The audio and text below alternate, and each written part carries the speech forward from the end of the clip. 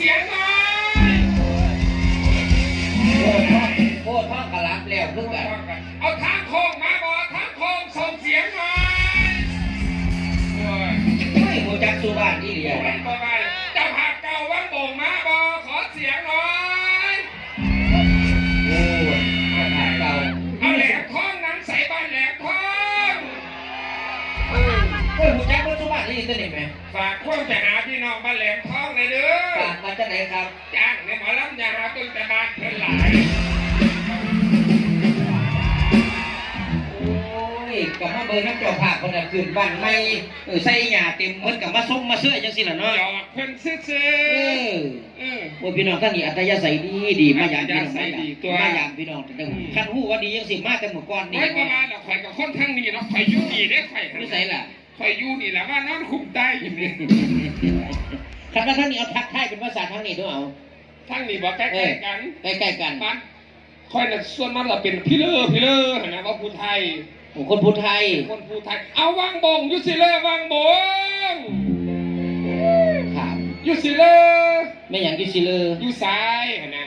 เขาได้เป็นผู้สาวผู้ไทยเป็นภาษาผู้ไทยมวนได้แหละเนาะเอิญคือสารข้ามขอนแก่นบ้านข่อยปะนี่คือนะภาษาผู้ไทยเลยนะนี่คือสมมติว่าเอิญบักม่วงสิบักมงบักม่วงเอิญบักมงบักมงบักเขียบบักเคบ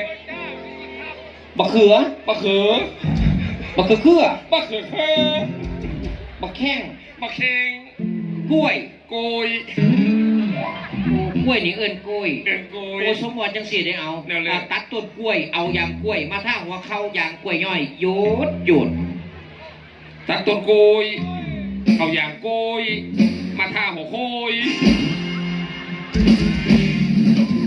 น่าเกลียดนะเจ้าเนาะน่าเกลียดเราเลยพี่น้องต้องลองตาลายสิมาท่าอย่างนี้นี่ตั้งต้นโกยเอาอย่างโกยมาทาหัวโกยหัวเข้านี่ไหมหัวโกยขาโกยโกยอยากโกยย้อยหยุดโอ้อันนี้อึดหัวโกย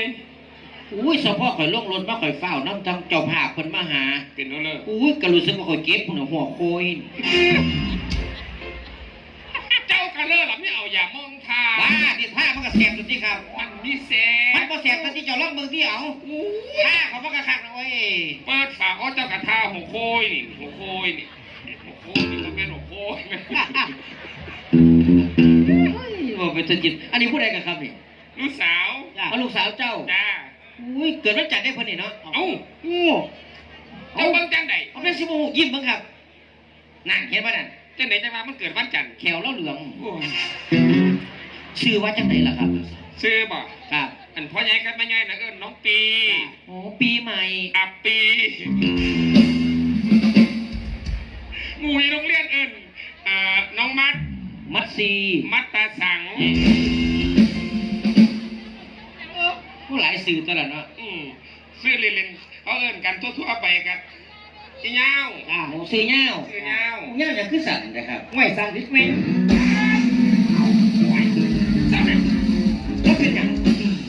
ไม่ตั้งแต่เรียกเอาเหรียญกับมัดติเนี่ยว้าย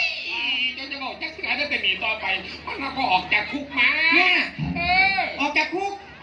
มาวัน2-3 อาทิตย์น่ะอุ้ยคดีอย่างล่ะครับอุ้ยผมอยากเล่าหรอลักต้นกระถินโอ้ยคุณสิขึ้นสี่อย่างสิครับอยู่หลังวัดคุณมองเขาไปพักผ่อนคุณสิขึ้นอย่างสิครับแกเอาอะไรกันด้วยทำต้นกระถินเห็นไหมครับอยู่ท่านเขาเซ็นไปพังโค่นอย่างคือกันครับนั่นมันโมเมนต์ต้นกระถินคือเจ้าคือกระถินยังกันอ่ะต้นกระถินผ้าป่าสามัคคี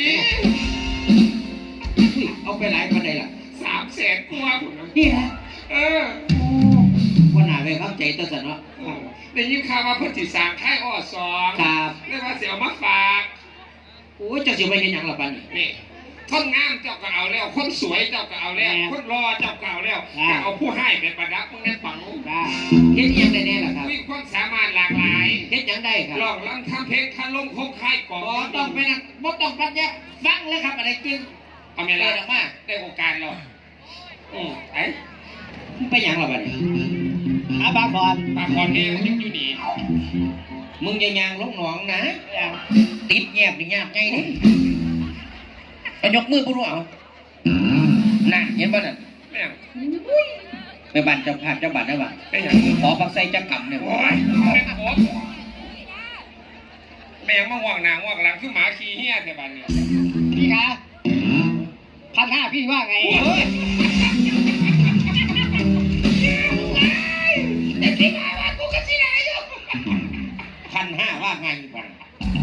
ไม่อยาก ผู้ ไป หญิงไม่ต้องกินตาให้คม นะ เพราะผู้ชายชอบมองนมไม่ใช่มองตา อันขนมของค่ายประจำตัวแม่ลูก อนิจจาเกิดมาขาไม่ยาว อยากจะก้าวอยากจะเดินเกินไปฝัน ถ้าขาต้องยาวฉันจะไปเล่ล่าฝัน พูด ถึงขาสั้นแต่หางยาวน่าเจ้าเอ้ย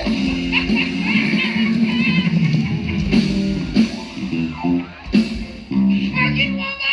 น ไม่อยาก เดี๋ยวพวกมึงยังมามองไปจีบจังมือโอ้สิได้เปลี่ยนชื่อไม่เห็นมันแล้ว เพี้ยนว่าอะไรล่ะแม่ไม่อยากก่อนเว้ยบอกชัดๆแจ้งๆกันเลยเว้ย โอ้ยยาวค่อยใหญ่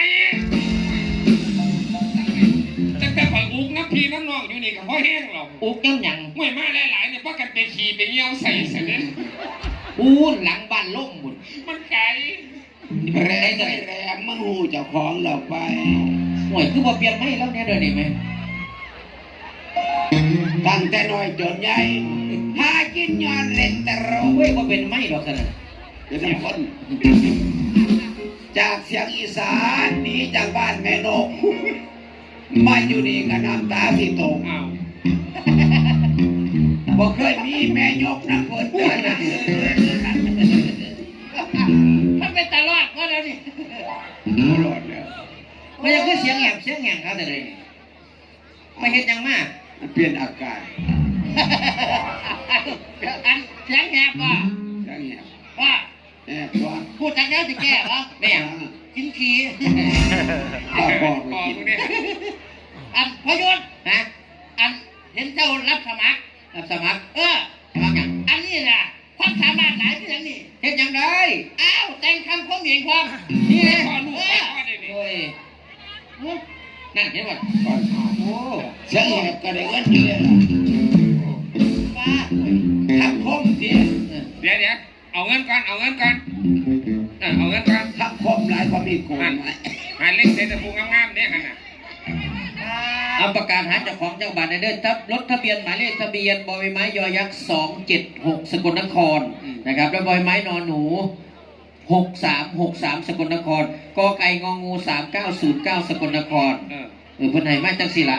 276สกล6363สกล3909สกลนคร นี่แหละได้หาร ถทุกคันนี่ให้รีบไปด่วนถ้าไม่ไปยางรั่ว อันทุกหมอเงินมาให้พ่อใหญ่แหลมไม่ต้องซุกเคยได้เสียกันดิ เจ้าบอกตัวทีมตัวแดนพนัน ว่าไหน เคยได้เสียกันก็พ่อใหญ่แหลม นี่ นี่ ตลุกตลานเรา แม่